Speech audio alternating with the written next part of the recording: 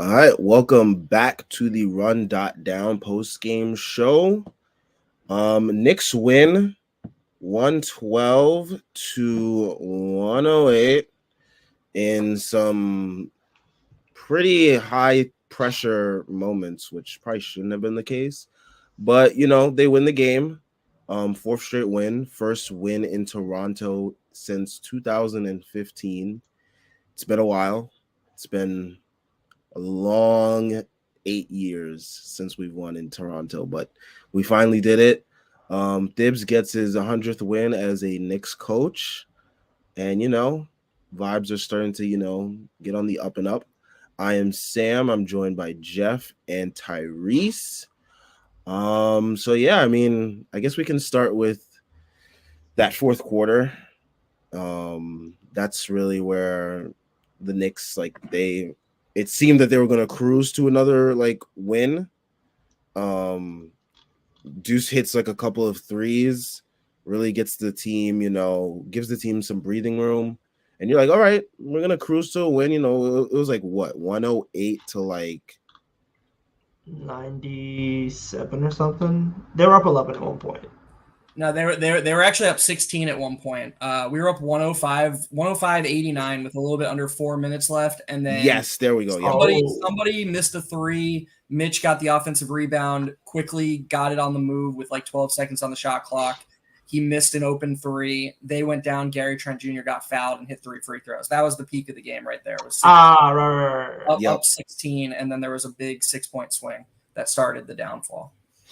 Yeah, then Randall had the bad pass, and then Fred VanVleet hit the three, and it's a 10-point game. And that's when I was like, all right, yeah, this is. I literally tweeted out, all right, some BS is about to happen. And then lo and behold, they start hitting every unimaginable shot that you can imagine. And we start fumbling the ball in the backcourt. It's just every type of BS that you can envision happening to the Knicks in that moment, it happens. And I'm so tired of this happening to us. It feels like only shit like this happens to us. I know I saw the Cavs the other day pull off some miracle versus the Bulls to get to overtime, but I feel like stuff like this continuously happens to us too frequently, way too frequently. And maybe it's a symptom of the way that we play at the end of games, how we slow down the pace to an excruciatingly dead pace. And maybe it could be the type of offense that we run. I don't know what it is, but we absolutely have the worst type of luck in these situations. I think that we as fans can overgeneralize and try to just throw one blanket explanation for why things happen. We were here after every game last season, and we talked about, the stagnancy of the offense, the over-reliance on Julius Isos and running the offense through Alec Burks. And I'm not saying there isn't room to improve there this season. Actually, it's pretty much the same thing, except for we're running it through Brunson and Randall instead of Burks and Randall. So, yeah, we have better players in charge, but it's still a lot of the same stagnance. But let's be honest. We didn't lose this game, but if you include the Mavericks and the Bulls game, it's just been a lot of bullshit at the end of these games. A lot of stuff that just you can't even break down from a rational X's and O's standpoints. They had 3 threes in the last 2 minutes that are just that were just total chucks that just they don't have to go in. And if they don't go in, the game's over. That Gary Trent Jr. one over quickly, especially, was just a heave that just he misses that the game's over, but instead he makes it. And we can't keep talking about the stagnance because we can only call for Tibbs to run some offense so many times. You just got to hope the players make better decisions down the stretch. And I actually thought we saw some of that. And not surprisingly, I thought a lot of it correlated with when the offense ran through quickly. That three, some people didn't. I saw some people talking about how they didn't like the three. I'd bet it was a good shot from a win percentage standpoint. Attempting a three with 12 seconds left on the shot clock, an open three versus burning 12 seconds. It's at least close. But the possessions that he dictated, that he initiated, he really just, his feel for the game has just gotten so much better. So early in the fourth quarter, when he was running the show and Mitch was screening for him, they were blitzing like they blitzed RJ, if you guys remember that. At the end of the first Raptors game, they started at the end of the Bulls game when RJ had it going, they started blitzing RJ when Mitch was for him. And they were doing that to Quickly, and they trapped him a couple times. And Quickly started seeing that coming, and whenever Van Vliet would turn around to see when the screen was coming, Quickly would just go and wrong foot him. And he really started creating advantages where there weren't supposed to be any. And yeah, I thought our offense actually moved the ball as good as I've seen it down the stretch for the most part, especially when Quickly ran the show. I don't know what you guys thought, but this is my long-winded way of saying I talk too much, but this is my long-winded way of saying if we lost this game tonight, I wouldn't have even blamed like the stagnance or anything. It was just a bunch of horse shit, like with the refs and with the stupid shots that went in for the Raptors. I don't know. I know that's not the most exciting analysis, but that's my take on the end of the game. Yeah, I thought the end of the game was definitely a lot of horse shit towards the end, a lot of malarkey, tomfoolery, if you want to call it that. Quickly's processing down the stretch was huge. I just kind of felt like he fits that lineup in a way that like nobody else in his team can, because his processing is so skilled, and the fact that he's able to do things with the ball in his hands and he's willing to take the shots that like a Deuce might not take or a Grimes might not take. Like he helped that lineup a ton, and his ability to process and essentially win us the game down the stretch because he built up that lead. His process did build up that lead, and if they didn't build up that lead, they would have lost this game. So, Tyrese, we're like one more game, one more good Randall, good IQ performance away from you just going fully overboard and all NBA Randall appearing and RJ being the sixth man and IQ being four. I already said it on Twitter. Yeah. I already said it on. Yeah. We're like right there. We're like right there at the entrance. Like, oh, the lineup plays better without RJ in it. If Brunson is healthy and IQ's healthy and Randall's healthy, with Grimes and Mitch, the lineup plays better. I would like to see the numbers on that. I would absolutely like to see the numbers on that first, but like from a processing standpoint, I feel like the lineup plays better, and it's not like they're missing RJ's production because Quickly has stepped in really well as a starter. I think he's put up like 18, 19 on like 56 true shooting, 57 true shooting as a starter. Mm-hmm. So like, yeah. It's not the starting lineup. It's just the team, because, and I think that's where, you know, even with Obi, like people say like, oh, Randall stepped up, so like they're not really missing Obi, but like, yeah, they are, because Obi's minutes are being replaced by Jericho Sims at the four. Like, and so even if you can say, well, Quickly's doing an admirable job stepping in for RJ, how much do we really miss him? It's not really Quickly versus RJ that should be the discussion. It's RJ versus Fournier, because the minutes that like Fournier and to some degree Deuce, who played really well tonight, the two of them are getting, RJ is just going to soak up when he comes back, and that's the big difference. And then one response to what you said about, you know, is the starting lineup better with Quickly, or excuse me, worse with RJ?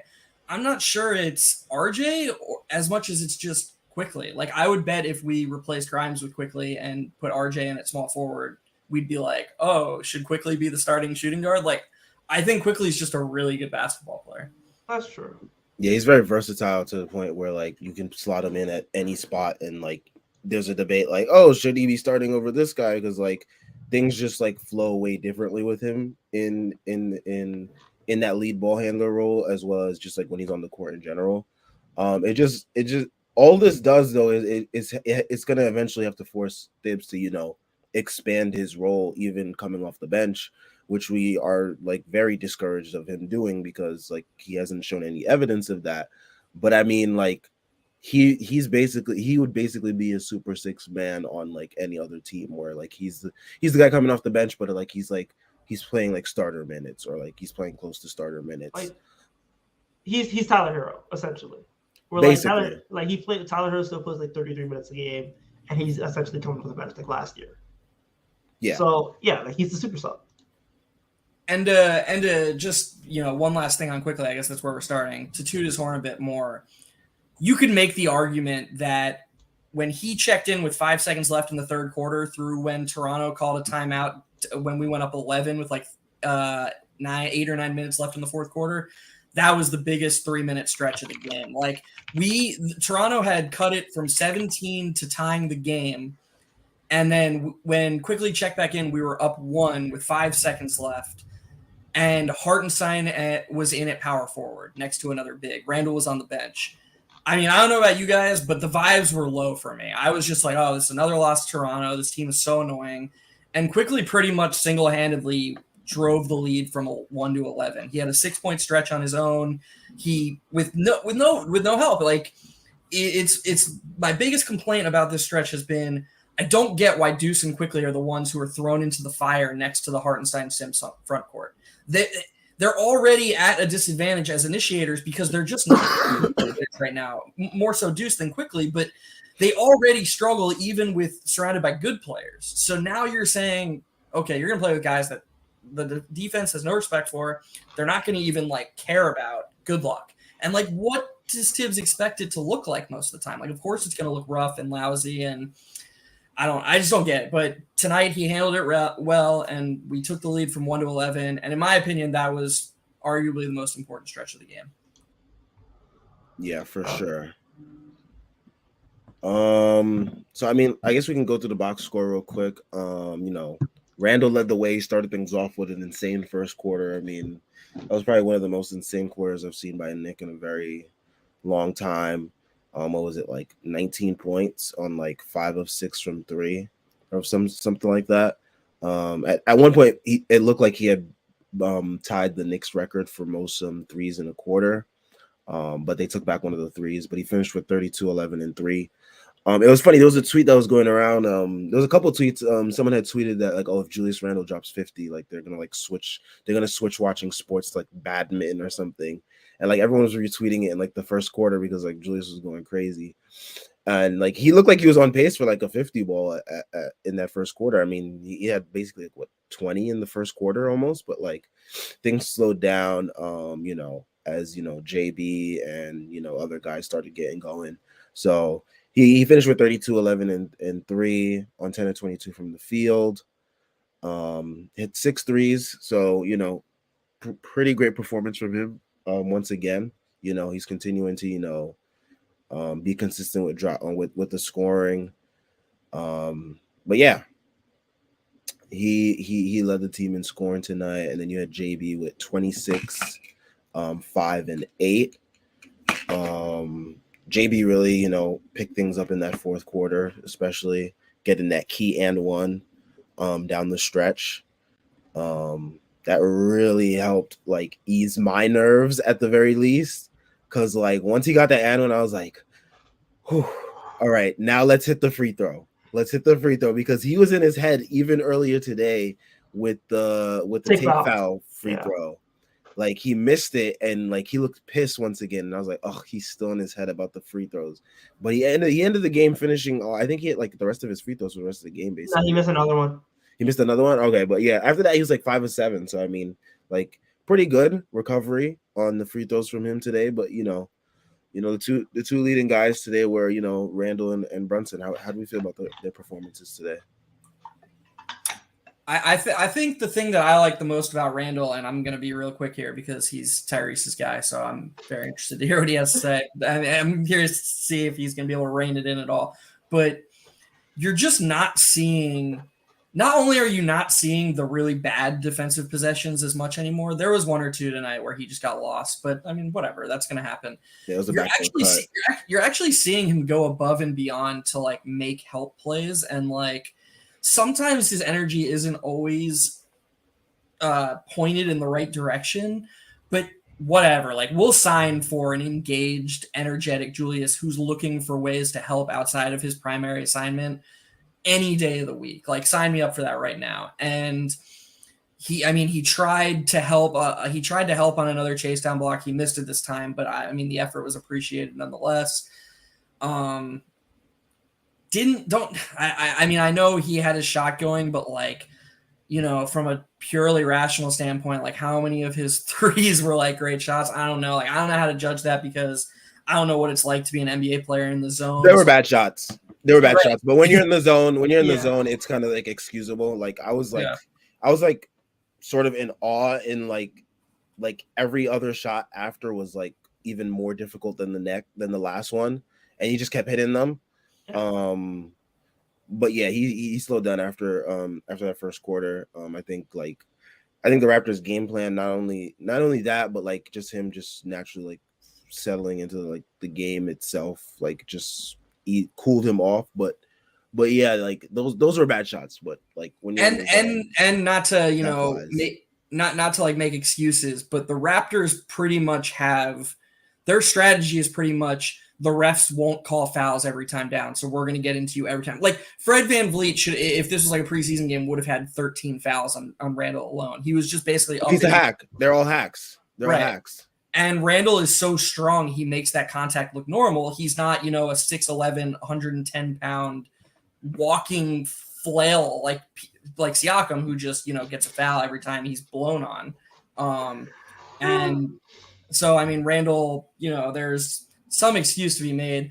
I just want to say the thing that bothers me the most, and the thing that the Raptors capitalize the most on, is Randall is still such a slow processor that when he turns his back to the basket, like late in the shot clock, it's like he doesn't have a plan at all. And the Raptors just like sent these doubles, and we had multiple shot clock violations because Randall just pretty much stopped paying, like not wasn't paying attention, but just like he didn't process what the plan was fast enough. So I hope that improves as we go on and his decision making gets a little quicker. I think it's all a matter of like scheme with that too, because like I feel like the way that we set him up, it's very easy for him to get trapped like that. Like he's basically surrounded on all sides. He has the two defenders, and he has the baseline, and he has the sideline. Like he has nowhere to go when he's doubled in those situations, which is a result of us like posting him up constantly and trying to get him those mid ISO baskets so often too. So. And like the Raptors are great at generating steals, so like the passes that you would normally see that him make out of like double teams stuff like that, they weren't available because like even when Grimes relocates someone like Gary Trent, who's playing free safety, and he basically like roaming around the baseline, or like OG Anunoby's there, and he has a long wingspan, and he can like interrupt passes as well. So the Raptors are just a really bad matchup for us defensively, because I feel like their length on defense just makes a lot of our actions harder, and they're able to bother Randall and bother Brunson in ways that a lot of teams can't. But like you said, like that was probably one of the 5 greatest heat checks I've ever watched from a Knick, because it was all of them were step backs. Like all of them were step backs, and he was throwing them up and they were still going in. I've never seen that before, where like he was literally looking for fouls on some of them and they were going in. Yeah. So once that happens, then like the green light is massive, and you can't stop whatever happens afterwards. Like it's just gonna be there. Like you have to live with that green light. But yeah, I thought it was a really strong game. I think he's been playing at an all NBA level right now. Like I think right now, with Zion being hurt, AD being hurt, I think there's a strong case for him to be like a top 5 power forward right now. I mean, I think at this point we've ended the All-Star conversation. I think he's going to get in. Like, there's no way he isn't. And yeah, like it's a credit to him to be able to reinvent his game again after reinventing it last year, after reinventing it the year before, and he's been able to put in a position where like he's basically a 60 true shooting 25-10 guy every night, and by hook or by crook, that's a very, very good thing to be in the NBA, given how much we value efficiency and how much we need his scoring. And he's doing it with the minutes load that not a lot of guys play either. So credit to him. I think he's been on a great run. And yeah, I was right.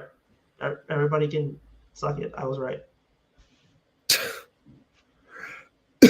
They said I was lying, and they said they should trade him for a bag of beans and protected picks. And I told y'all hold the stock. I said hold.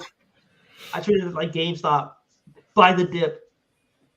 I mean, we have reached that time. You could tell it with Randall tonight. We have reached that time where Randall's going to start taking any matchup with someone who's considered an all-star over him personally. Yep. Like, I don't know if you guys remember that in 2020, 2021, but like every time there was a guy that Randall was like in Randall's tier, like Sabonis, he would just be like, all right, I'm going crazy tonight. Like this guy ain't better than me. And I feel like he did that to Siakam tonight. And I know they're not a direct matchup, but I'm very interested to see the Halliburton Randall matchup because I feel like they're both going to go into it with a chip on their shoulder. Credit to the Knicks defense today for the way they limited Siakam after like he completely like absolutely abused us at MSG. So for us to go into his house and shut him down basically was great. Great revenge by the Knicks there. Something that subtly will like go under the radar, I think. Yeah, because everyone will talk about the near collapse, but I think the way that we played Siakam was pretty good. Not just pretty good, really good. He was what, like 4 for 15 from the field. Like yeah. If he doesn't get if he's not getting all those foul calls that they don't seem to call for anybody else. I mean, this is one of his worst games of the season. Yeah, easily. And it was really a team effort. Like a lot of times you can be like, oh, like Grimes just put on an island versus him, or Mitch had to guard Embiid. But like I can think back to times when Quickly, Grimes, all the Mitch, Randall, all four of those being the four main guys, all had took their turns and just did a really good job contesting him. Yeah. Yeah, I've been liking to see the team defense has been really strong lately. I feel like a lot of guys are helping out, and the energy has been infectious, especially in the defensive end. Yeah, it's just been really good to see like this team play defense with a chip on their shoulder the way they did in 2020, 2021. And it just feels good when the Knicks play defense. I think more than other teams, the Knicks playing defense just feels like a representation of like what the team is about. Like gritty, they play physical, they play tough. And like you hear a lot of coaches say that how they play physical and tough and like how they beat us up on the board and stuff. And I feel like this team is starting to embrace that identity. And the offense is now like firing as well. So top 10 offense, top 10 defense, top 10 net rating. Like at this point, you're basically seeing this is a good team that needs a little bit of help closing because they're still young, mind you, because aside from Brunson and Randall, everybody else is 25 and younger. But yeah, this is a good team with a good identity, and they're playing good basketball. Top 10 offense, too. Yeah, top 10 offense, top 10 defense, top 10 net rating. Interestingly enough, I think they're ninth in all. I just checked. I think they're across the board ninth. Ninth in offense, ninth in defense. Oh, eighth in net rating. So there we go. It's pretty sick, though. I mean, I was saying on Twitter earlier today, like having a good defense is standard Tibbs, but having a good offense is really, really important because it sort of allows Tibbs to like, okay, I don't have to do anything about the offense. And if we play someone, he can build a defensive scheme and elevate the defense. Like if you're gonna have Tibbs be your head coach, you sort of want the team to be able to perform offensively outside of his limitations and just let him hone in on the defense. Yeah. Oh my gosh. All right. Before we get into comments, it's time for everyone's favorite part of these shows. All right, here we go. NBA season is heating up. When I'm looking to get in on the action, I bet with DraftKings Sportsbook, an official sports betting partner of the NBA. New customers can bet just $5 pre-game moneyline on any NBA team to win their game and get $150 in free bets if they do. Check this out. Right now, everyone can earn up to a 100% boost with DraftKings stepped-up same-game parlays. Go to the DraftKings Sportsbook app, place a same-game parlay, and combine multiple bets like which team will win, total rebounds, and more. The more legs you add, the bigger the boost, the bigger your shot to win big. Oh, man. Another bet came down to one leg today. Don't be like me, folks. What was it? So I had a 5-4-3-2 parlay of Julius 5 threes, Okay. Quentin 4 threes, Emmanuel Quickly 3 threes, Nope. and Jalen Brunson 2 threes. everything hit but Emmanuel quickly. If I had just swapped him out for Deuce, it would have hit, surprisingly enough. Oh, they didn't want you to get money. No, they did not. Vegas made the call to Emmanuel quickly after he's been lighting it up lately, but it is what it is. Don't be like me, folks, but download the app now. I can't believe, Sam, you still bet after that Jalen Duren bet. Like, that would have been it for me. Yeah. I would have just retired. He was retired. He came back. Yeah, I was retired. This is your Jordan 45. This is not going well for you. Yeah, I retired. I came back, though. No, 45 is pushing. This is your Wizards.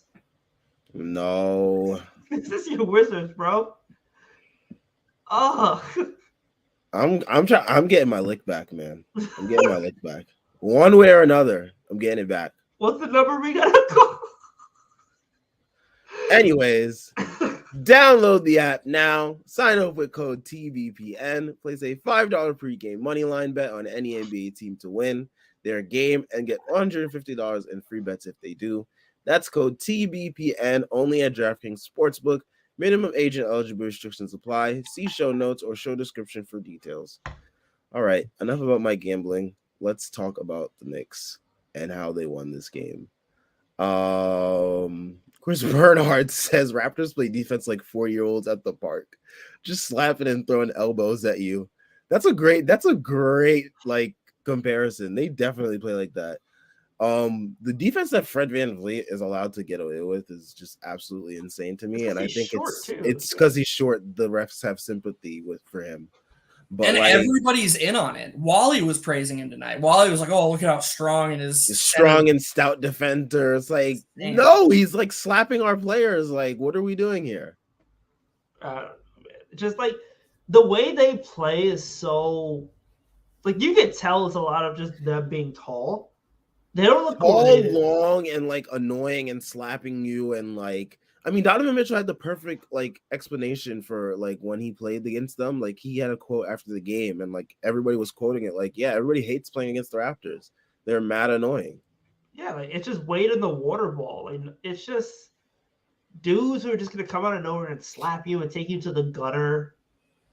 Like it's not fun to play against defensively, but the problem is their offense stinks as well. So you're just like. You just got to outshoot them, basically. Like, you got to just pray that you outshoot them because it's like... I mean, it helps when, like, all their dudes are playing, like, 45 minutes a night because... Yeah, they're all gassed. Because Nick Nurse is... Like, you thought Tibbs was bad with the minutes distribution. Nick Nurse is actually committing war crimes. I mean, they're calling for him to get fired, so, that's how you know it's really bad in Toronto. They're calling for Nick Nurse to get fired. Like... That guy used to be their Lord and Savior. First of all, that's going to be ridiculous because, like, they're not getting rid of Nick Nurse. Like, but, yeah, man, the minutes are wild, but, like, their bench stinks. So I don't even know where the minutes are supposed to be coming from. Like, Malachi Flynn? They played Thaddeus Young, and Thaddeus Young literally did nothing for them. So did Precious Achiuwa. I mean, he elbowed Hartenstein in the face. He did something. Didn't even knock him down. Who cares? It's insane. I will say, though, regarding Chris's comment, I do wish that the Knicks, the Raptors, like, their main parlay is they're basically parlaying the fact that refs can only call so many fouls. Like, everyone knows that the refs aren't trying to ruin the games. Well, not trying. They do sometimes. But they're not just going to, like, foul out a whole team. There's only so many fouls they're going to call. And I sort of wish that the Knicks would be more strategic sometimes. Like when Julius Randle, has a matchup, like the other team's best player is in his matchup range, especially when it's someone who draws a lot of fouls, there's merit to just putting Randle on him because the refs aren't going to call fouls on Randle the way they do. Like you see it with the really on the line calls. They'll call it on quickly. They'll call quickly for a carry. They'll call quickly for that little shuffle, catch and shuffle travel, but they'll never call it on a star. And Randle, like him or love him or don't like him, he's, the closest thing we have to a star right now. And I think that we should capitalize on that with who we match him up versus sometimes at least. Okay, to correct that, he is a star. Like, he's a star. If you make the All-Star team, likely 2 times in 3 years, you're a star. Fair enough. I'm sorry for insulting your guy, Tyrese. Respect- His Lord and Savior. The shrine is up for a reason, damn it. All right, let's get to another comment. Hug Life says Scotty Barnes is glorified Jared Jeffries. Man, the fall from grace from Scotty Barnes is one to be duly noted. I know he's in his second year, but I mean, to go from that rookie of the year to like looking like how he does in this year, it's kind of rough. Mitchell Robinson took something personal against Scotty Barnes because Mitchell Robinson literally just swatches shit so many times a game. He probably swatted Scotty's ball like 5 times and they just didn't call it blocks.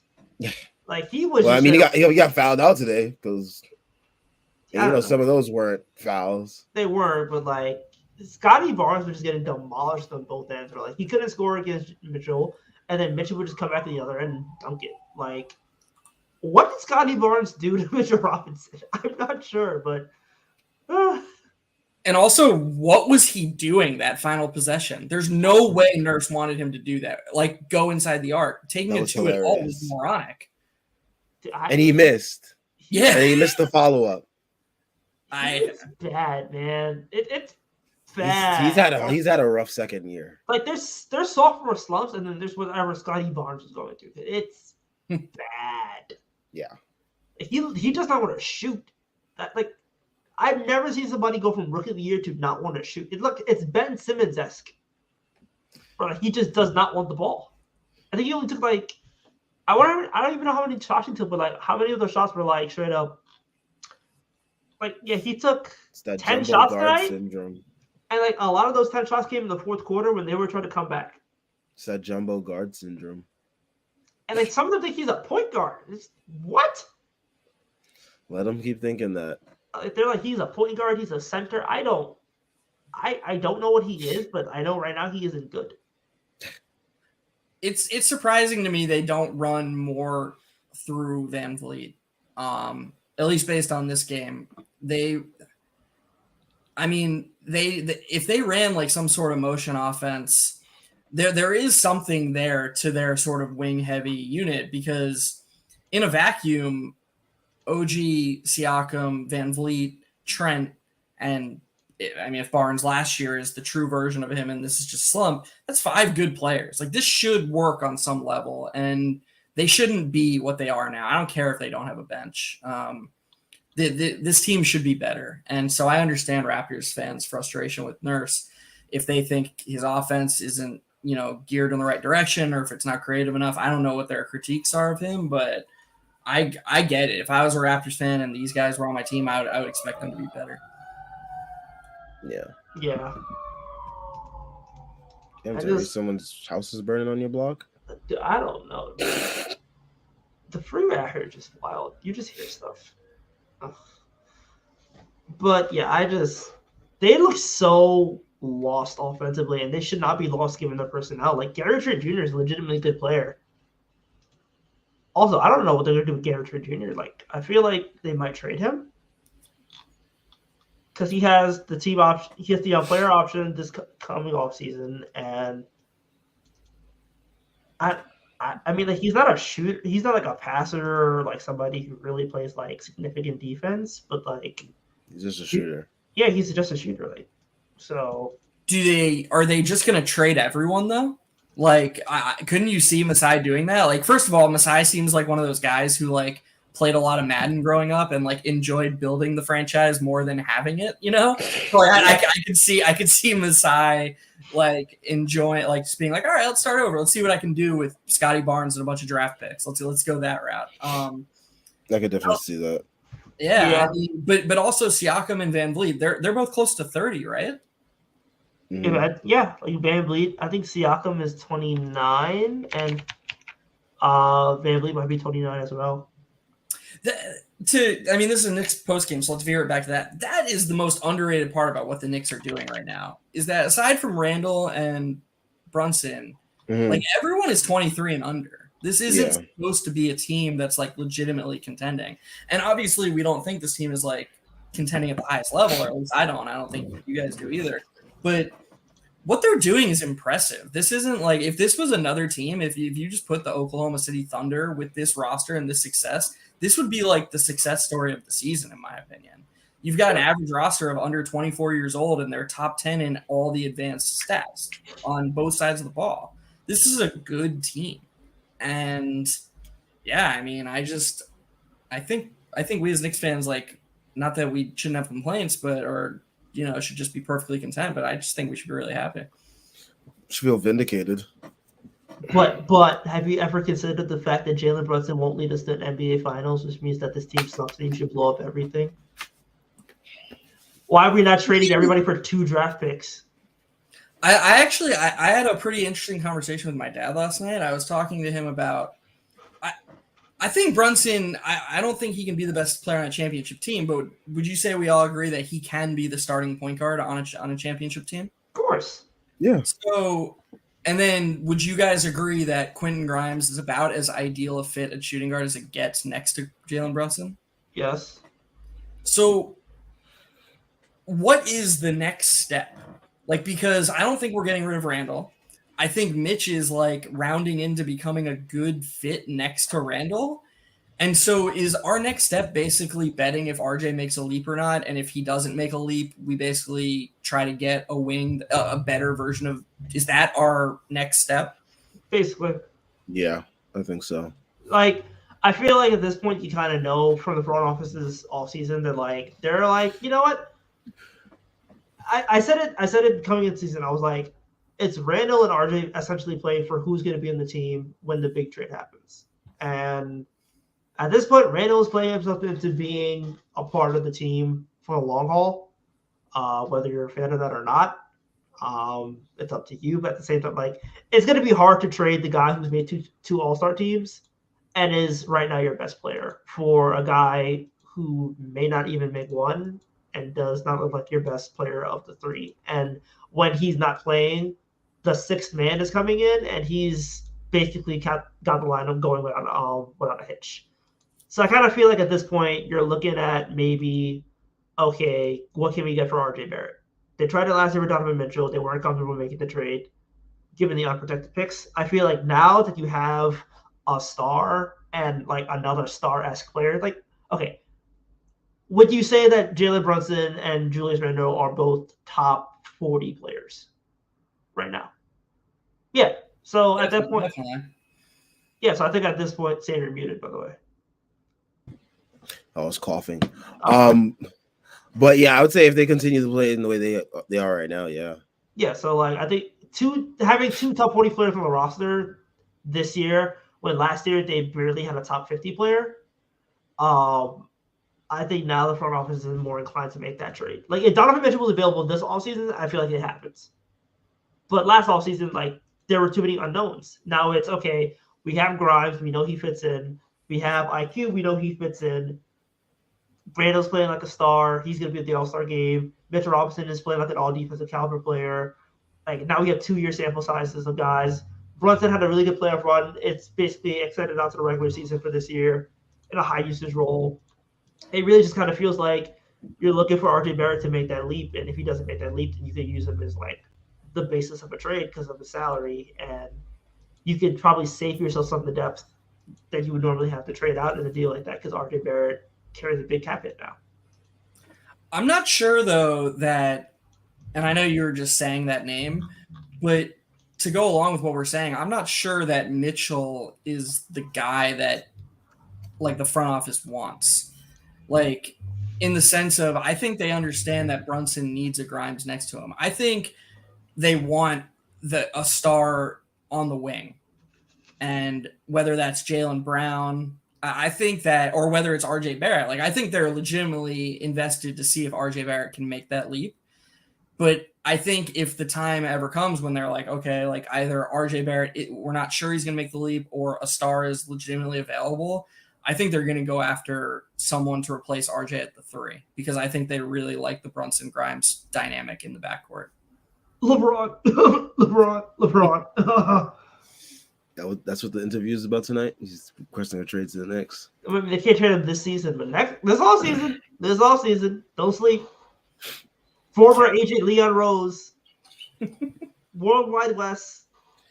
This is an interesting stat from tonight. Shout out to Jonas Ben Khalifa. The Knicks plus minus was hilarious tonight. Quentin Grimes and JB were both minuses, while Fournier was a plus 23. Wow. I mean, I tweeted out today, I said like Fournier and Fartenstein's minutes weren't like absolute killers for the most part. I think that had mainly to do with like IQ and Deuce like making things work. But like I think it also has to do with like the Raptors being like not be able to capitalize offensively on those two defensive like mishaps on the court. So it's like I think it's like a product of like the opponent as well as like, you know, just some other guys on our team were able to keep the lineup afloat as well. Yeah. I mean, not just Fournier being plus 23, but like if you look at the starting lineup plus minuses make me laugh because, you know, everybody is a negative except Quickly, who's plus 9. Oh, and Randall's plus 2. But like, you know, I just think back to all the conversations that me and Sam and Tyrese, the three of us have had where people have been like, well, of course, Quickly's plus minuses are high. He comes off the bench as if it's just like it's automatic. You come off the bench. But no, he opts in the starting lineup. And wouldn't you know it, he's just impactful again, like at the highest level. He's just an impactful player. And like, I think Knicks fans are starting to get it. I think they're starting to figure out. I think all they needed to see was see him start and put up the same numbers that he does when he comes off the bench. And they're like, oh, he's doing it against starters now. He's good. Yay. Like the light bulb finally goes off for, you know, the dense heads. Do you guys think we're going to reach a point this season where the games where we keep playing well enough, like, and the games start mattering more for like high seeding, not having to deal with the play-in, eventually, hopefully playoff games. Do you guys think we're going to reach a point where Tibbs is just going to say, screw it, I'm playing Brunson, Grimes, and Quickly all 96 guard minutes? I would hope so. Yeah, I think we're going to probably get there soon. There's probably going to be a trade before the trade deadline. Like, I think the 10-man rotation is going to come back into play soon because I think the front office is going to be like, yeah, we need a wing shooter because they need a wing shooter. And I can absolutely see them going, okay, Deuce, thanks for the minutes. You're situational now. And we'll have you come in for like the end of quarters to play press defense. Yeah, I can absolutely see them going, okay, 2 of Brunson, Grimes, and IQ on the floor at all times. Because that's basically the way you get IQ minutes. You make him take deuces. Yeah, because the thing is that there was that, you know, report today that came out that the Knicks are not interested in trading Quickly anymore, which is good. We should all be happy about that. But we know how Tibbs rotates. We know that bench players are one shift per half players. If when RJ comes back, Quickly reverts to getting 18 to 22 minutes a game, playing, you know, 1 9-minute shift per half, and then maybe that shift is up to 11 or 12 minutes or 13 minutes if he's playing really well. I don't know if after this stretch as a starter, I don't know how you get him to buy into that again, in my opinion. I mean, he's already sacrificed and bought into this so much. I don't know. That concerns me a little bit. Yeah, I really do think this is going to be a matter of, like, for Quickly especially, it's like, remember, this is the season to get paid. He's extension eligible in the offseason. And I kind of feel like he's thinking to himself, I'm playing like a good starter in this league. Like, you have to give me the minutes to compensate. And Deuce, like, I think we all enjoy Deuce's defense, but at the same time, like, he isn't somebody who should be a long-term priority for this front office.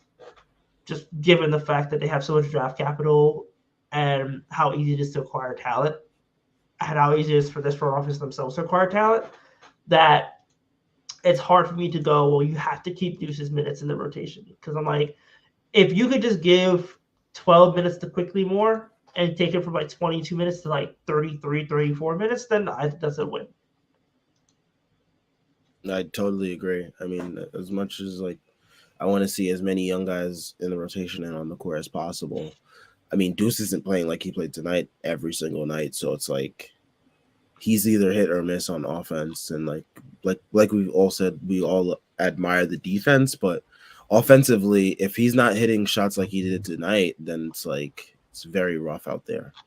And you can see he had multiple times tonight where he had the ball as an initiator and got 2 feet near the free throw line and was just like, oh God, like he has no confidence once he gets beyond the 3-point line. It is nice to see him hit shots. And he was such a good, I mean, Tyrese, you can expand on this a little bit, but if I recall correctly, he was a good finisher in college, like at getting into the paint. And he was, as the lead initiator, he was constantly getting to the rim, right? It was more like he got midi pull-ups whenever he wanted to. Him getting 2 feet in the paint was like a hit or miss thing, and his finishing was hit or miss. But he basically had an automatic midi pull-up, and he shot 40% from 3. So when you do those things, then like you're seen as like a decently you're seen as a decent prospect. Plus his defense was just again hounding. So it was a matter of like how good can his offensive game be. But I think he just looks uncomfortable with the ball in his hands, which is weird because I figured that would be his strength and playing off ball would be the thing he needed to change. But it just kind of feels like he's not confident with the ball in his hands because the handle's not there. I think the burst is there, the handle's not. And it just kind of feels like he's deferring to Quickly in the half court a lot. Where like, also I think it's funny when people are like, "Oh, McBride's the point guard and Quickly's the shooting guard." No, like It's the other way around. Like McBride did nothing on the ball, literally nothing on the ball. Like the connected passing that McBride even had, like he's not even doing that anymore. He's literally just throwing it back to Quickly and having him reinitiate sets. He might as well just be Jericho Sims with like died here, because the way he's playing offense is essentially like, it's not good, not good. Right. What you guys just said too, though, about us eventually reaching a point where, you know, where Grimes, Brunson, and Quickly are the only 3 guards we're playing.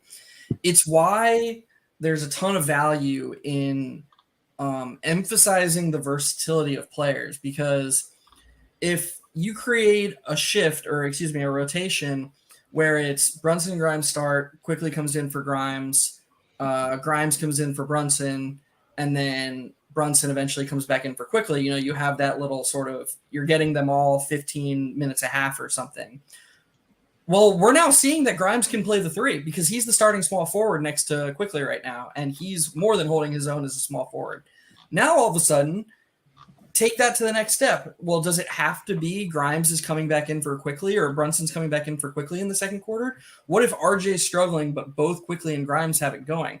Now, all of a sudden, we can close second halves with the 3 of them, you know, and that is just the first domino to fall. Once you understand that positional diversity or versatility is a good thing, there are multiple dominoes to fall after that. And then what if we embrace RJ as a small ball 4? Yep. Okay, there can be a night when all 4 of Brunson, Quickly, Grimes, and RJ have it going, and Randall's struggling. We could close a half with the 4 of them plus Mitch, you know. And I'm not saying, I know Randall's playing great. That wasn't meant to shade at him. I'm just saying that the 3 of us have been saying for almost 10 months now, the biggest strength of this team is its versatility. We have so many guys who can play multiple positions. And that has always been the most frustrating thing about Tibbs, is he basically just says, okay, I have 2 lineups that I like. I'm going to play those 2 lineups. But like, we should be seeing 20 different lineup combinations with all these guys getting to play with all these different combinations. And we're just now we're just now barely touching the surface. And there's such a high ceiling as far as a rotation standpoint. And I hope it keeps expanding. Like even Tibbs said that he sees Grimes as a 4 in some instances. Like he can play 1 to 4. Oh, yeah. Like he was saying that about Grimes earlier. He was saying how Quickly versatile as well. Like it's weird that a coach that basically talks about their versatility doesn't utilize their versatility. Like why have we not seen a Deuce, IQ, Grimes, RJ, Randall lineup just for like a 4-minute stretch? Just a 4-minute stretch where like those guys could just like go and just switch everything. And the paint is open for Randall and RJ, and they could just like get trips to the line, like trips to the line and trips to the rim. Dibs is king of talking about things that he likes, but never actually like doing it. Like he used to talk about how he loved Emmanuel Quickly so much and refused to start him. He's finally starting him this year, and wow, what a surprise! Emmanuel Quickly is actually pretty damn good as a starter. Like he's putting up like numbers that like his other peers that, you know, get opportunities, you know, put up. like Tyler Hero and like Tyrese Maxey and Desmond Bain. Like he's putting up similar numbers to them as a starter. Wow, what a shock. Who could have seen this coming? Oh, wait, every other smart Knicks fan, just like us. It's like insane.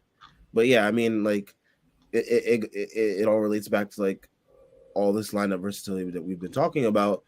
It's gonna be like, oh my gosh, look what Thibs has found. He's found gold. Like as soon as he does it, like reporters and all that other media stuff, they're gonna be like frothing at the mouth to like praise him for like discovering like this new gold in the Knicks lineup that like fans have been calling for forever. The same thing once he did the lineup change this year, it was like, oh my gosh, everyone's got to give Thibs credit. Like, no, just the weirdest part about it too is, and Sam talked about this in March or something, when Tibbs likes something, he sees the positives. So like, and so like if I mean, Tyrese, the lineup you just said, every other coach, we would have seen that lineup. We would have seen some version of that lineup of Randall at center with just like a bunch of small wings and guards who can shoot, and just to see what would happen. But if you ask Tibbs about that, Tibbs would say, "Oh, well, I value protecting the rim," and he would give, not that those reasons don't have validity, but how come when it's Sims at power forward, he doesn't ever point out the flaw in that? Because that's not some perfect lineup. So why is the standard for an undersized lineup, it has to be able to do every single thing. It has to be able to check every single box. But then with other lineups that are clearly flawed and clearly have limitations, it's just like, oh, well, they can protect the rim, so that's all that matters. It's like for the things he likes, he sees them for what they can do, and the things he doesn't like, all he sees is what they can't do. And it's very, very weird to me. Very old-fashioned style of coaching. It's just so weird that this team is being so mismanaged and they're still top 10 in damn near every metric. Like, it's nuts. Like, the 2021 team, they were a garbage offense. We all knew it. It was a really bad offense, but the defense was fantastic, and you could credit Tibbs for having a defensive scheme. This team is almost as good as that team was defensively. The rating won't show it, but I feel like this team is more versatile defensively. I feel like they have better defenders, and I feel like realistically, even though the scheme hasn't changed that much, the scheme has changed enough to where like Randall's switching more, Grimes is roaming more, IQ is like just improves as a defender to the point where like they're better defensively than they were 2 years ago, and the offense has ticked up significantly as well. And they're firing on all cylinders essentially, but it still feels like there's more to go. It kind of feels like this team is like at 50%. If you play any video games, like this team could be a new Game Plus. It's just like they can have everything and they're still just kind of like vanilla. And we should blame Tibbs for it realistically, but like the fact that he's even gotten us to this point, it shows that A, the roster construction is very strong, and B, it still can be so much better. So they definitely have improved in some areas. Some of it's just effort. Like they're still doing the thing where the weak side corner defender hedges down to the paint, to cut off rim drives, and then they have to recover. They've just gotten better at scrambling. One thing that I saw tonight that sort of worried me a little bit is, have you guys noticed that when a guy dribbles from like the 3-point line and he goes to the middle, like he tries to penetrate that way, the guy on the other side always helps at the nail? You know what I'm talking about? Like the other perimeter defender will always sort of dig down and cut him off at the nail to stop him from getting at the paint. The Raptors really started expecting that and making the pass early to that shooter who the nail helper is helping off of. And they got a number of open 3-point looks. That's like, I don't know, I'm going to have to look into that a little bit more because I feel like that's another way for teams to exploit the Knicks' overprotection of the paint and get more open 3-point looks.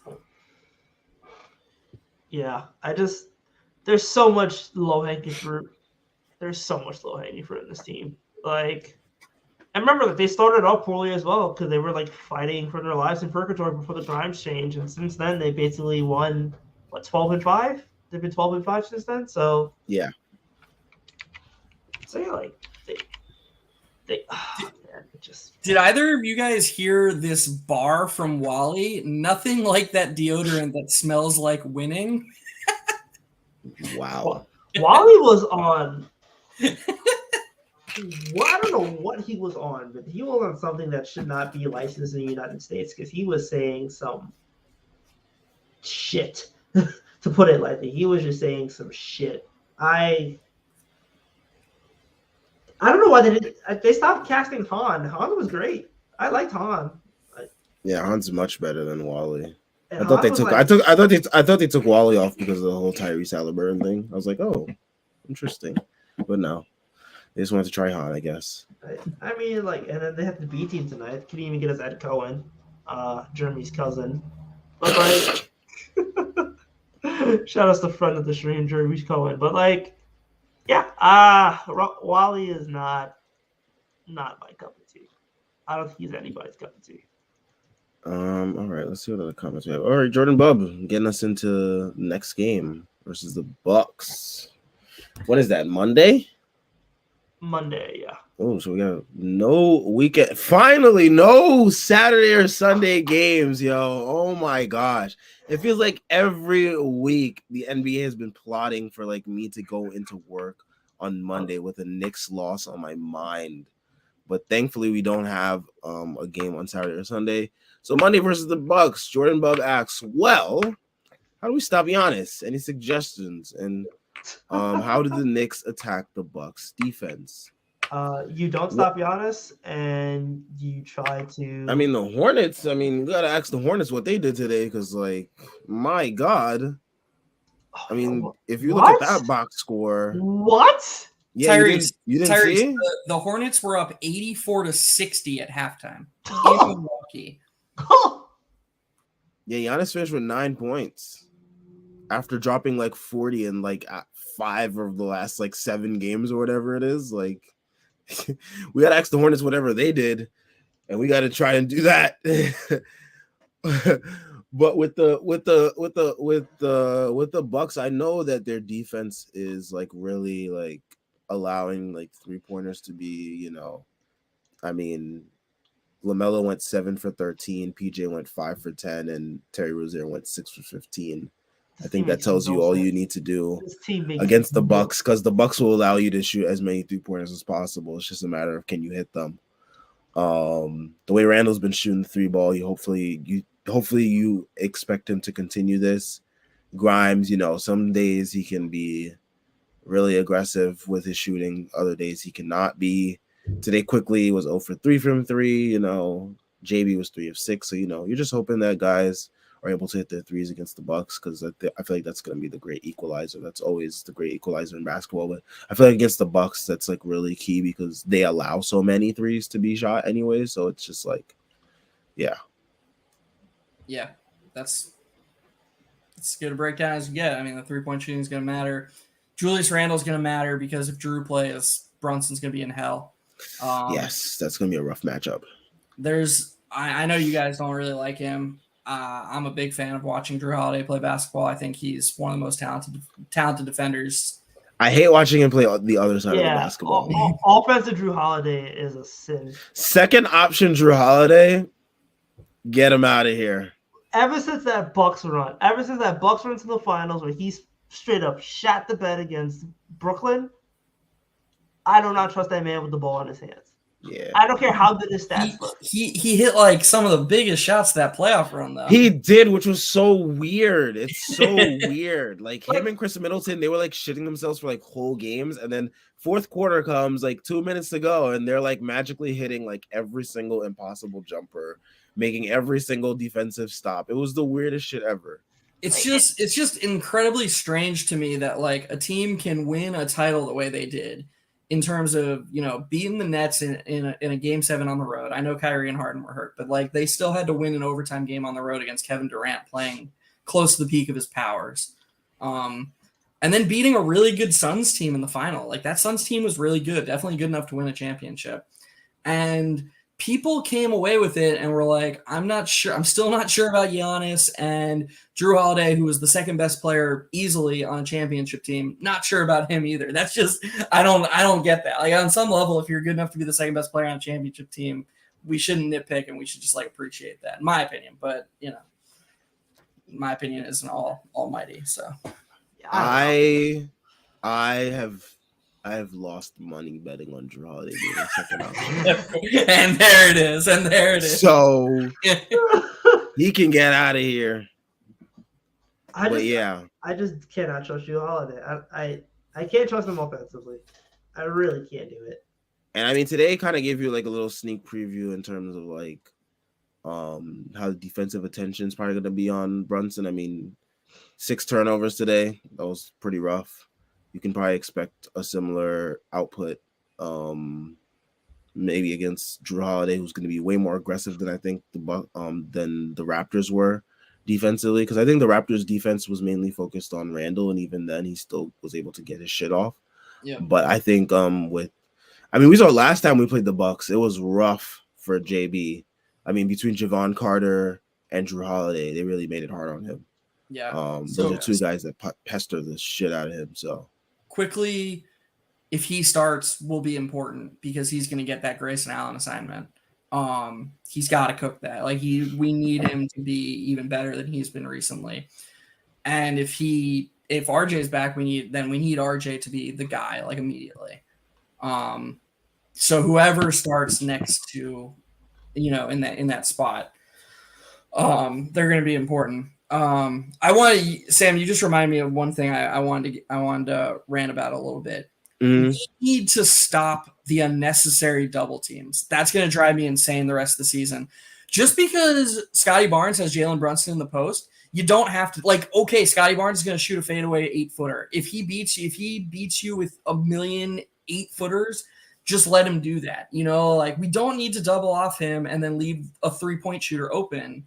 It's nonsensical. There can't be another team that doubles earlier and more unnecessarily than the Knicks do.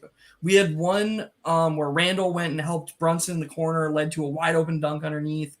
And it's just, I get the principle and I get what Tibbs is trying to do, but we don't need to do it as early and often as we do it. It's incredibly frustrating, and I can't stop seeing it. I can't stand it. We just have to stop it.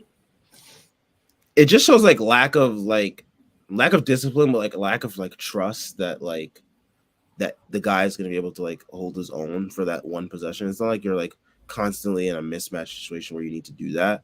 And like you said, Scotty Barnes, I will more than happily let him take whatever fadeaway jumper he wants to take. That should be part of your defensive game plan of knowing who exactly to double and when. Scotty Barnes, I'm letting him shoot as many fadeaways over Jalen Brunson or whoever as much as he wants. Thank you.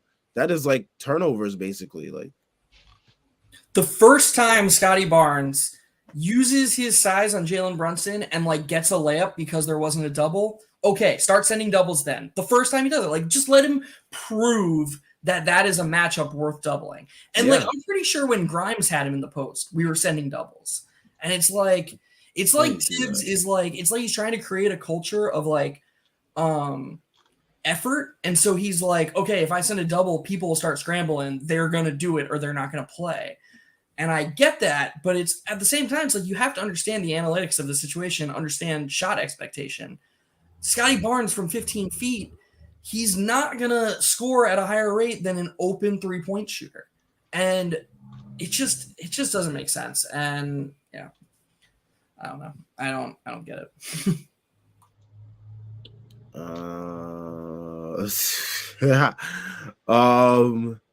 All right, so we have Jordan Bob. He says, although shooting 69% from free throw is a nice number, that's a very nice number. In these close games that Knicks will likely be in for the future, if we can't capitalize on the line, we are going to lose big games in the regular season and postseason. Yeah, the free throw shooting is still a little bit of a concern. More so in the postseason. That is when the butts, they get clenched, the balls, they feel heavier. It is going to be, I'm just, thinking about our guys, if they can handle that. Hopefully, these regular season trials by fires can, get these guys prepared for those postseason moments. But yeah, the free throw shooting is very key. Yeah, we just leave a lot of. So somebody posted that chart on Twitter the other day of like shot quality and shot expectation. And like the Knicks are like near the best in the league in terms of shot quality. But then, so it was like, it was like a graph like that. And so the Knicks were way to the right in terms of shot expectation or shot quality or whatever. And then they were way at the bottom in terms of how they're making the shots. And it's like, we leave a lot of points on the board in terms of shots we miss and free throws we miss. It's incredibly frustrating. Yeah. Also, real quick, I don't think we talked about this. I don't know if I was here for it. OG Anunoby did nothing tonight.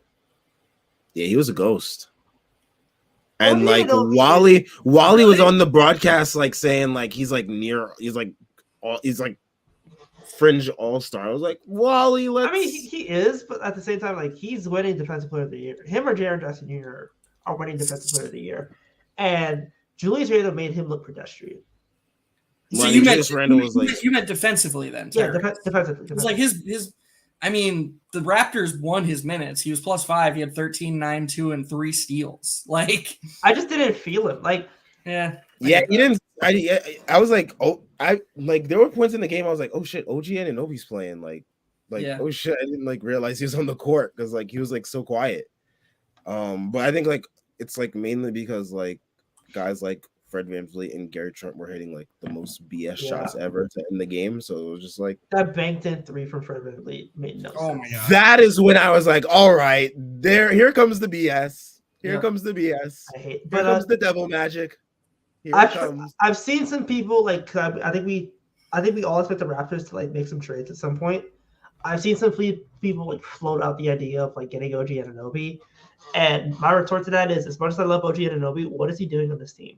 Like for the price that he will also cost. Like yeah, exactly. I was about to bring up the price. Like I've seen like superstar trade packages for OG Anunoby, and thank you Minnesota Timberwolves for absolutely ruining like the expectation of trades now in people's heads, like to the point where they think OG Anunoby is like worth like I don't know however many first round picks unprotected. Like please do bad things to. You know what? I'm not even gonna complete that. Allegedly, like I kind of think at this point the expectation is like the bidding war is gonna be so massive for OG Anunoby that like he's gonna get those picks. But like, who's really trading for OG Anunoby unless you're like trying to get over the hump? The Blazers will. The Blazers are a bad team that would trade for him. They need problem is like the Blazers don't have the picks to do it, and you're probably giving up like they had the protected pick that they gave up to get Was it Jeremy Grant? It might have been Jeremy Grant, yeah. Yeah. Or no, Josh Hart? It was somebody. They traded their pick for somebody. And subsequently, they have Jeremy Grant on the roster. So, like, I don't know where they – like, who's trading for OG Anunoby and putting them over the hump? Like, Dallas won't do that because Dallas wants, like, someone like Levine because they need a second – they need a second star. But like, OG is like in Luka's current form, they don't need a second star because Luka can carry an insane usage, and like he's in the early LeBron stage where he's gonna suppress another star, another initiator, because he soaks up all the usage, all the initiation possessions. OG is like the perfect player to play with Luka in terms of like all-world defender. He can shoot threes and like he can bring you value at an almost elite level without really touching the ball, but he can put the ball on the floor when asked to do it. I mean, I actually think Dallas is an interesting team. I don't like him putting the ball on the floor is my whole point. Like, I don't think he's that good at it. I just meant like attacking closeouts and stuff, not like pure initiation. I think like at that point you probably would like Siakam then. I feel like Siakam would fit that roster a ton. Yeah. I mean, Siakam would fit like the Phoenix Suns too. Suns probably trade for Siakam. But, I mean, Siakam would fit most rosters though. Suns want to trade for any power forward that can score like 15 points per game at this point. Like they could have had Julius. They could have had Julius. Speaking of Julius, I got something for Tyrese to be really annoying. My brother just sent me this.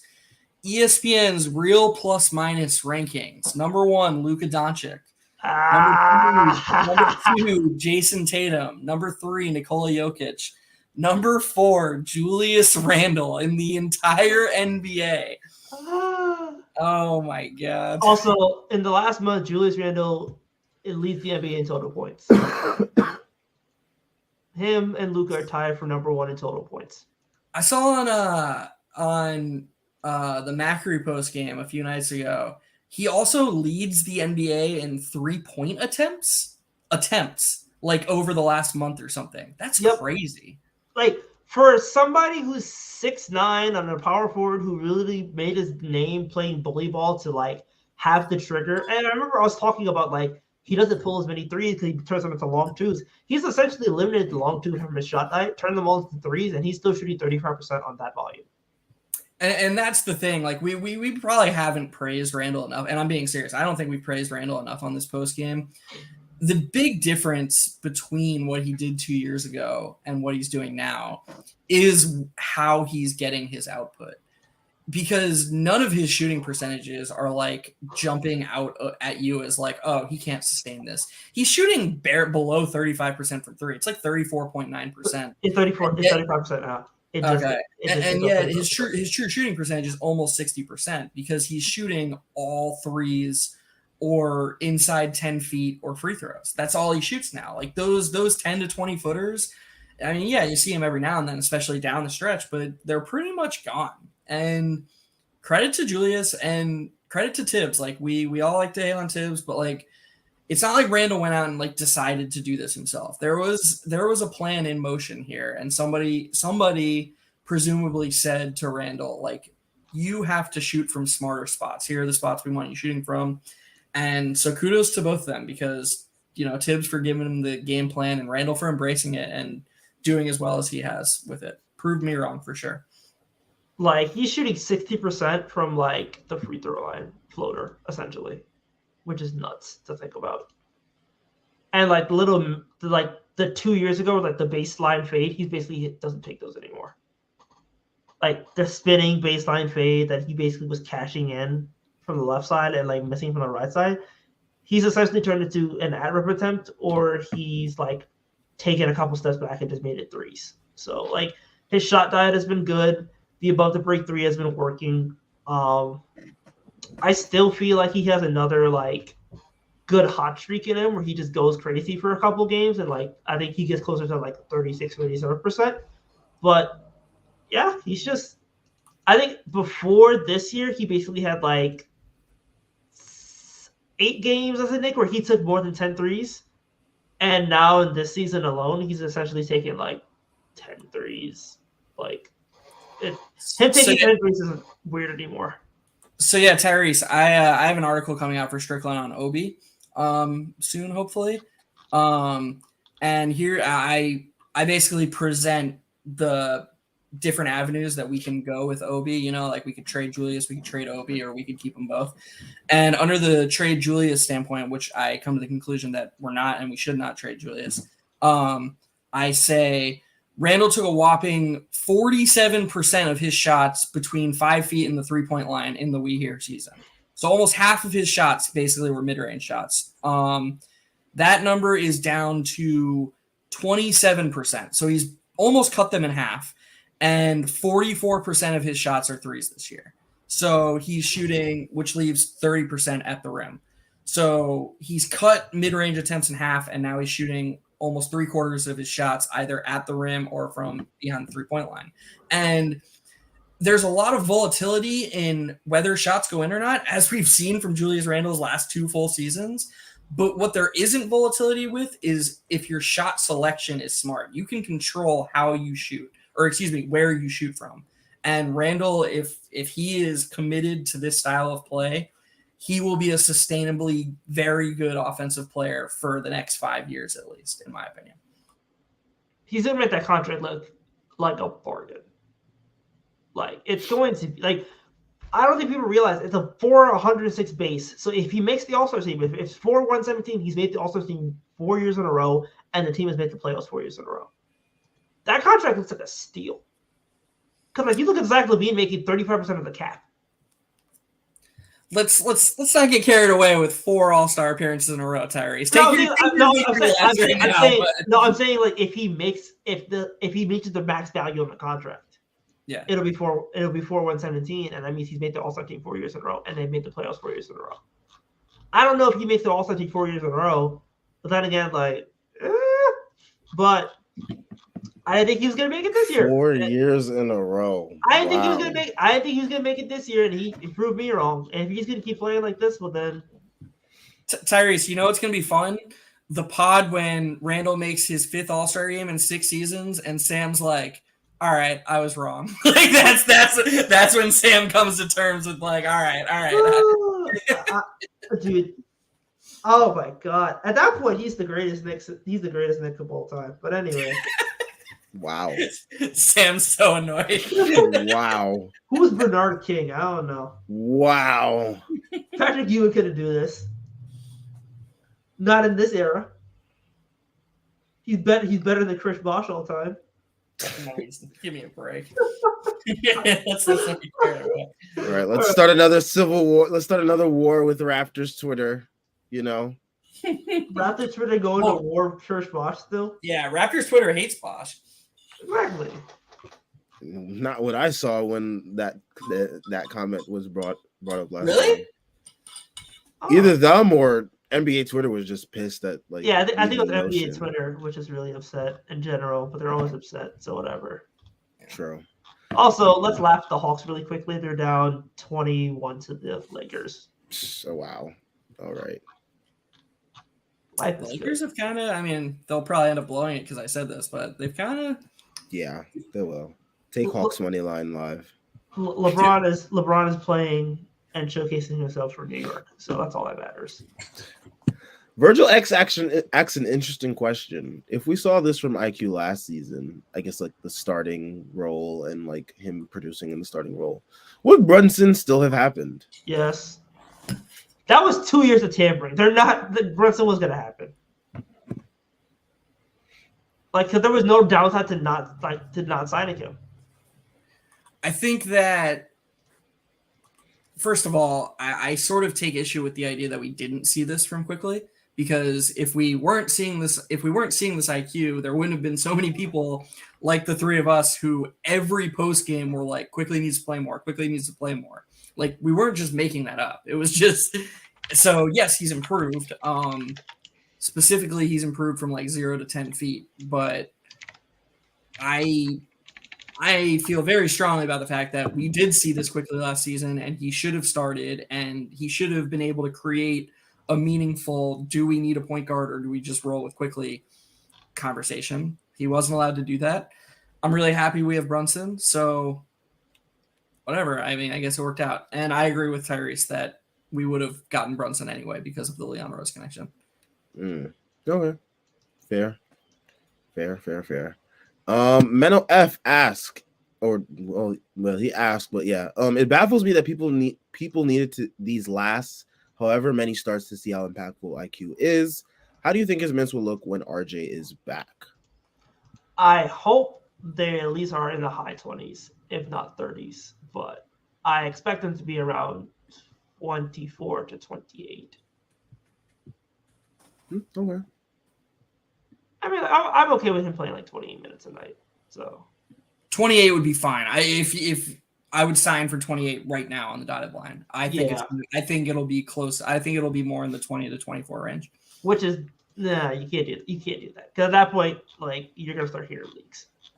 I mean, that how many games? I don't have the schedule up. How many games ago was that Sixers Christmas Eve game? What was it like 10 games ago? Probably 10 games ago. Sixers Christmas game?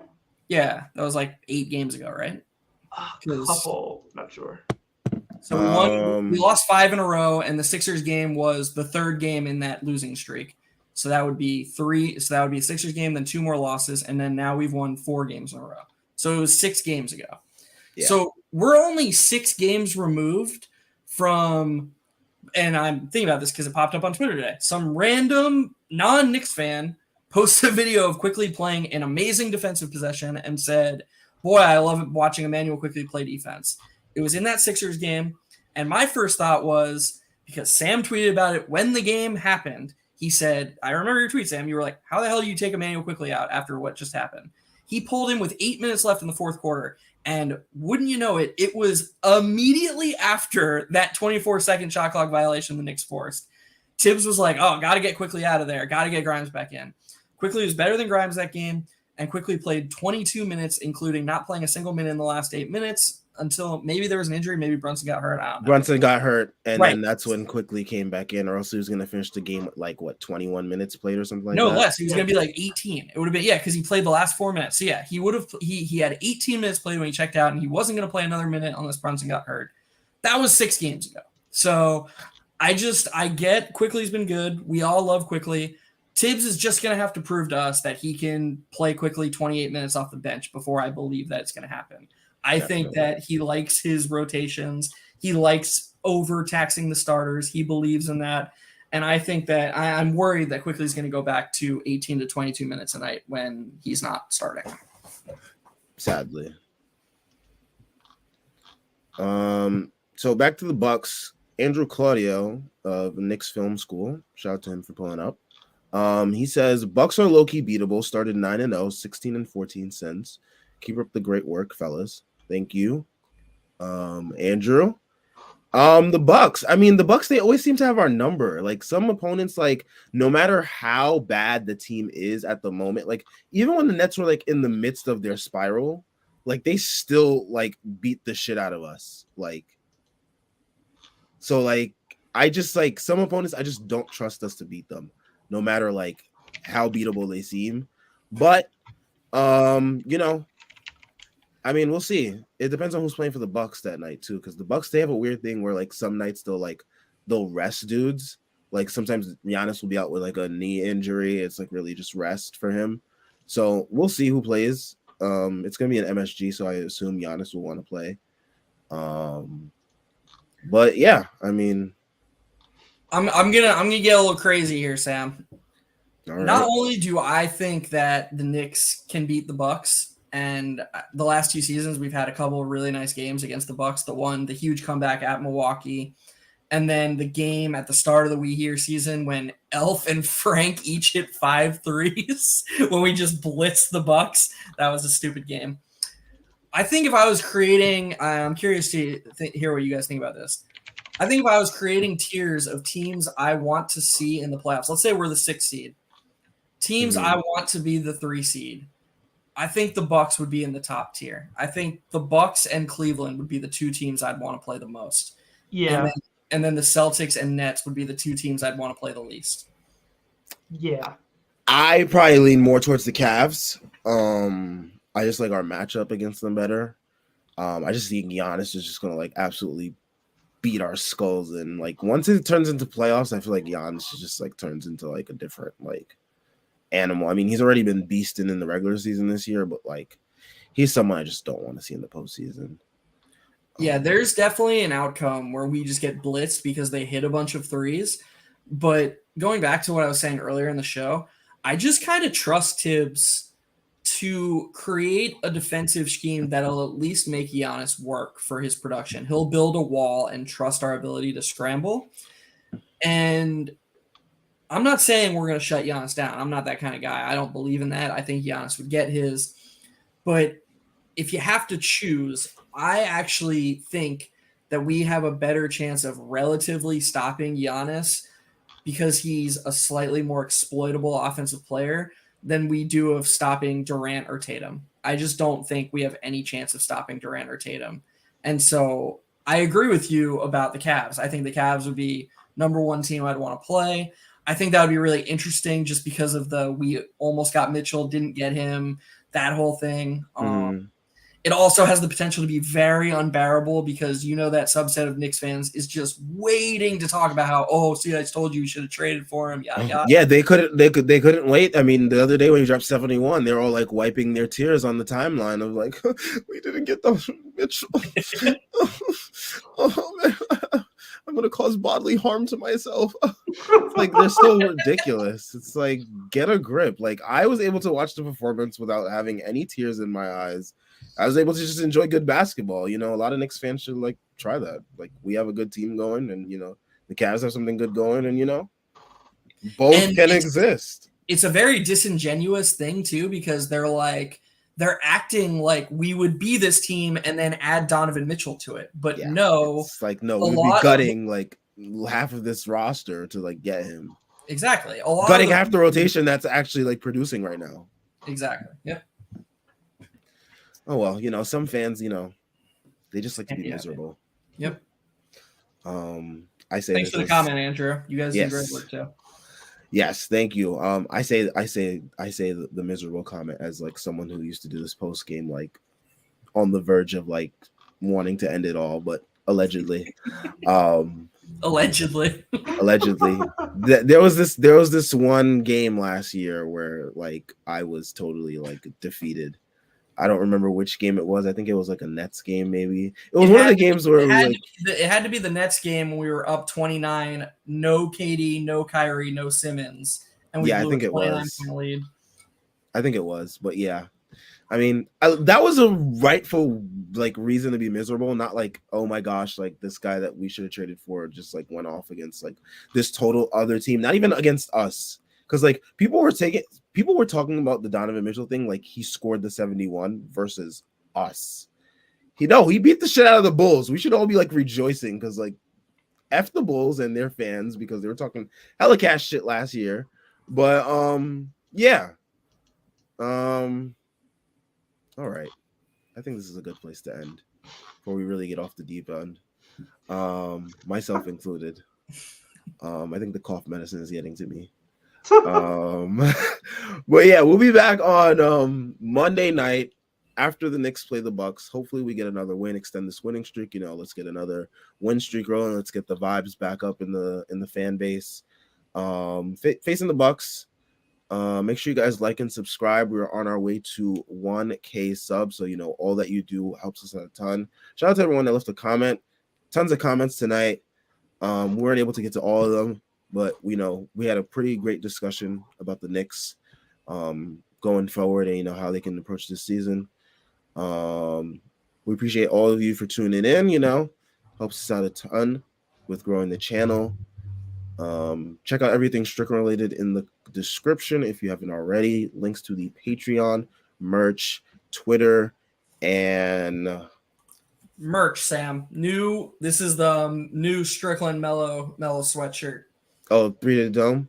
Yeah, such a sick hoodie. This is, dude. If you're gonna buy a hoodie and you're a Knicks fan, and like even if you don't want to, you know, this isn't like obvious it's Strickland. If you're, you know. If you just want sick Knicks gear, this is like you're just supporting Melo, man. Like, you know, like this is. Yep. If you're a Melo fan, right there for you. But yep, we got links to the merch, we got links to the site, Twitter, and Patreon. All great ways to support us. We will catch you guys on Monday. Peace out.